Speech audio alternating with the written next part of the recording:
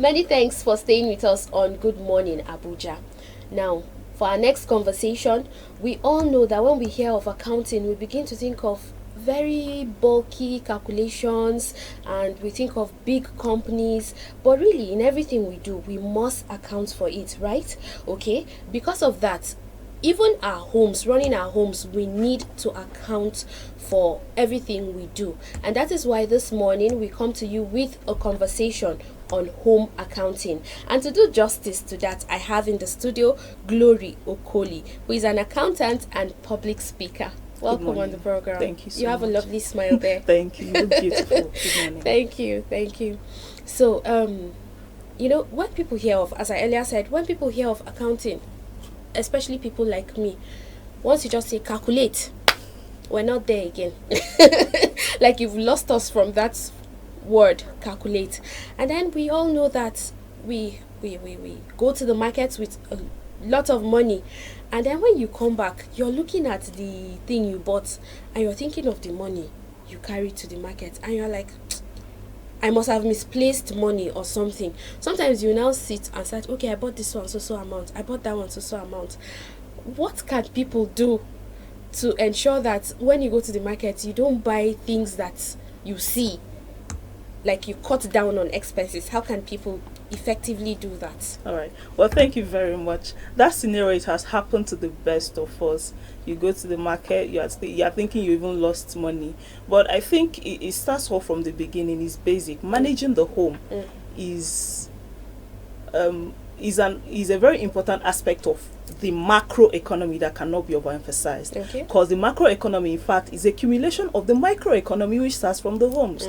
So what you see applicable in the macro economy, in fact, starts from the micro, which is the homes, the families, even your person. And so what we do, what is applicable in the macro economy, as I mentioned, is that you first start from planning. You don't just go to the market. It just doesn't happen. It's because sometimes we just find ourselves there, okay, I'm going to the market. An average Nigerian goes to the market without a list. So you don't even know what you're going to buy. So basically you start from the planning level. Okay. You plan based on your income.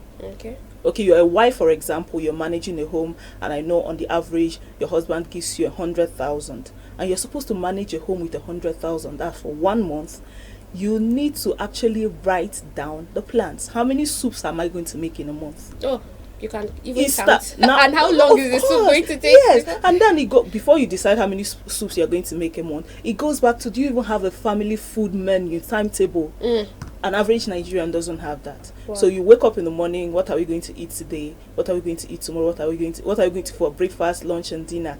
You see, it's scattered. So you plan. At that planning level, you have drawn out your menu based on the funds available. Of course, you've drawn out a menu. Based on the menu, you've drawn out the list of things you're going to buy for the month. Based on the list of things you're going to buy for the month, you take it to the market. And if you notice, on the average, it's actually better when you get to buy things in bulk than when you buy it. I'm going to the market, I want to buy a cup of gari. The next day, you go and buy a sachet of tomatoes. But if you have your month planned out, you get to buy these things in bulk, and it helps you manage. And because you already know, okay, for today, we're going to eat this soup. Not just we're going to eat soup. Which soup are we going to eat? Not just we're going to eat rice. What kind of rice are we going to eat? These are very basic things that we don't do. And you notice that the average Nigerian that terms his or herself poor is actually not poor, but has a poor financial management habit. You see that very applicable. Of course, we know that the economy is hard. There is inflation. That is the more reason why you should manage. So you have planned. You have to stick to the plan. Execution. At the end of the month, you have to do a review. Have you overspent? Have you underspent? Based on the results of your review, you now know what I'm going to do the next month. Am I going to improve, or am I going to make adjustments? Personally, for me, and this finances is not only applicable to homes, also to your personal life. I'm a single lady, for example, and I have a zero waste policy at home. Wow. I don't waste nothing. If you come to my house and I offer you food, before you dig in, you have to tell me whether you can finish it or not. If you can't finish it, I'll reduce it for you. You know, as Africans, we have this where you're supposed to be generous, you're supposed to be welcoming, and in all of that, you don't even ask, are you going to eat food? No, you just offer. If you have a visitor, it's in our culture.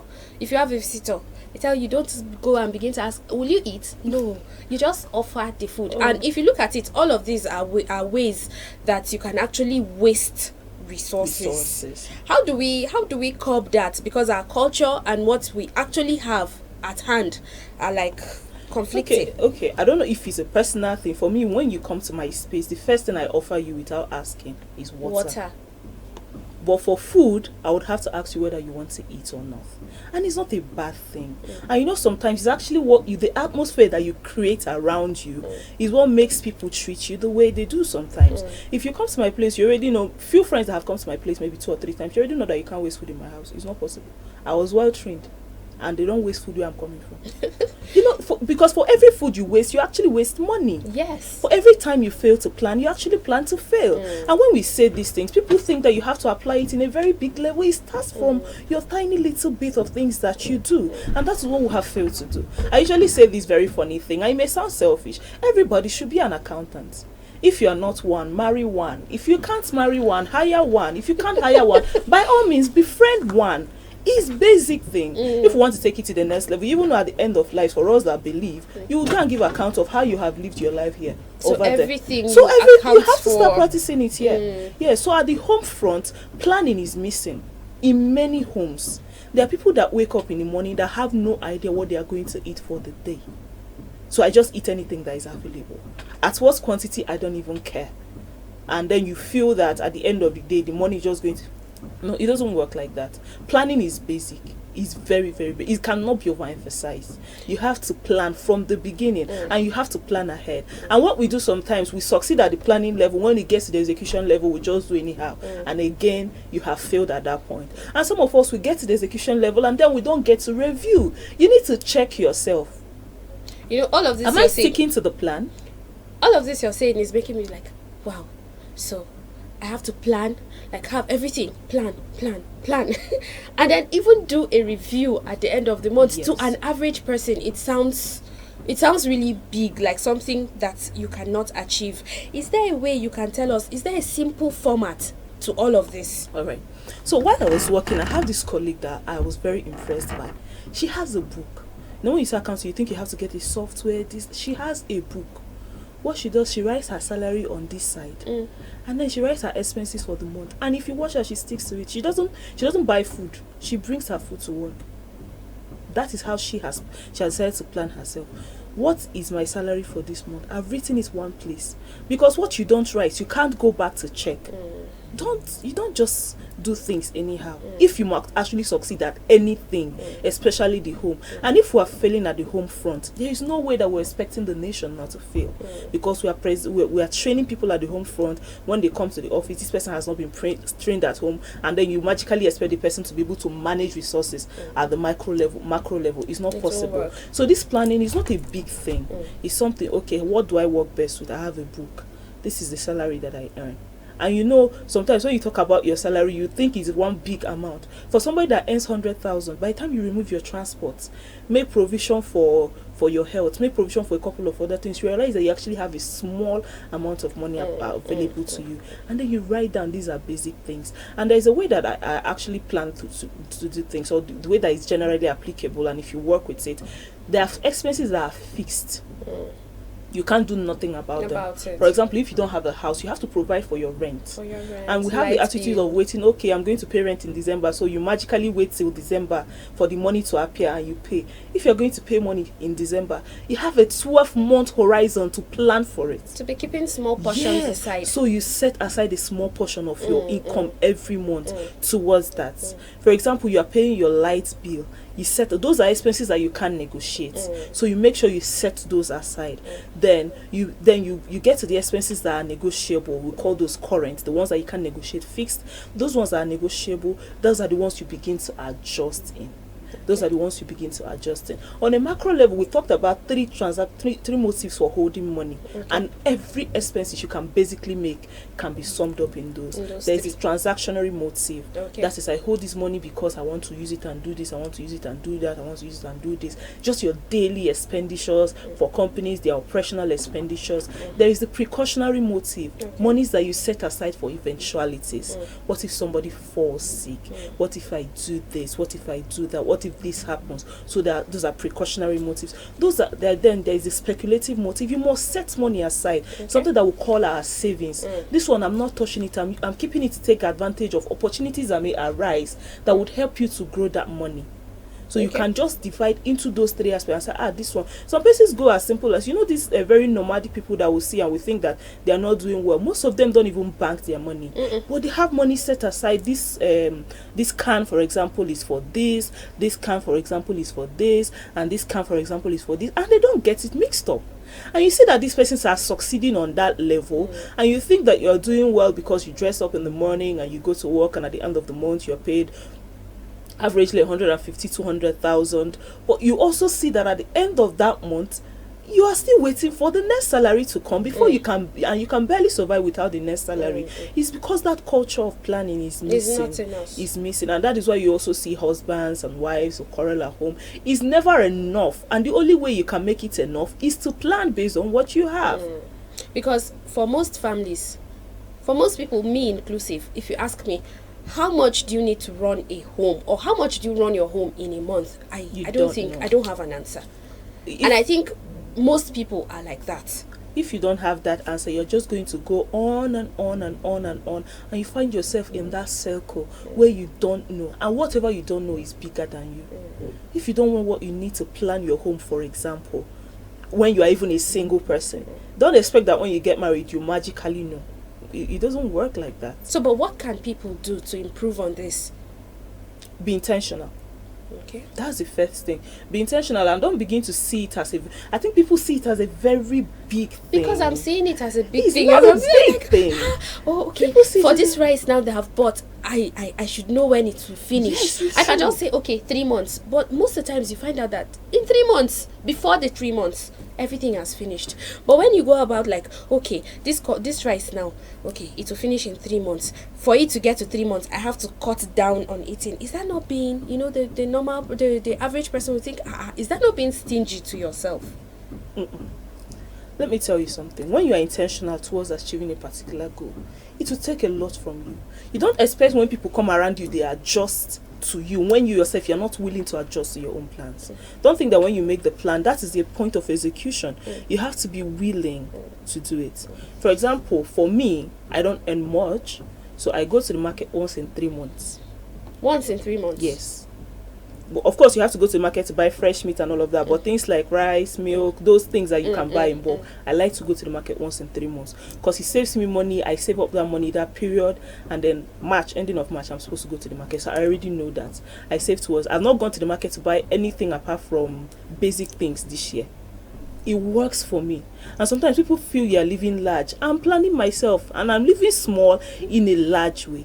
Do you get? So as much as it looks like it's very big, when you get, okay, I have a bag of rice and it's going to last me for 1 year. If I can't control it, for example, I should be able to make out a portion that will last me for a month.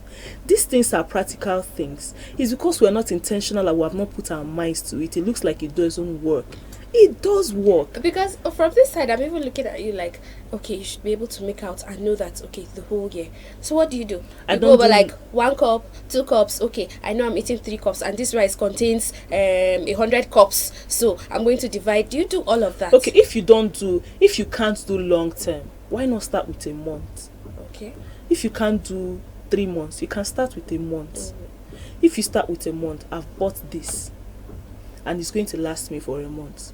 If you have bought half bag of rice and it's going to last you for a month, and you know truly that 50,000 is what I've made available for this month, don't go inviting friends that you can't feed to your house. You have to adjust your lifestyle. Do you understand? Yeah. Don't go inviting friends. If you have made out 50,000 for feeding a month, you have to check that 50,000, would it be better for me to cook my own food with it and eat, or buy outside? And from research, it's actually cheaper to cook your own food. When you cook your own food, you are living alone, for example. Don't go cooking food and carrying cooler for 3 persons to work. It's not stinginess. And you know, sometimes all of these persons you're actually considering, in their little spaces, they are planning themselves too. And you feel like you're the one being stingy, but that is actually not the case. You are planning, they're also planning themselves. And at the end of the first quarter of the year, you should be able to check yourself. Am I really growing? Sometimes we find out we're earning money, but 3 months later, you don't have savings. You don't even know where it is. And you can't actually account for how you have spent the money this. seems to have disappeared. It doesn't disappear. You actually spent it.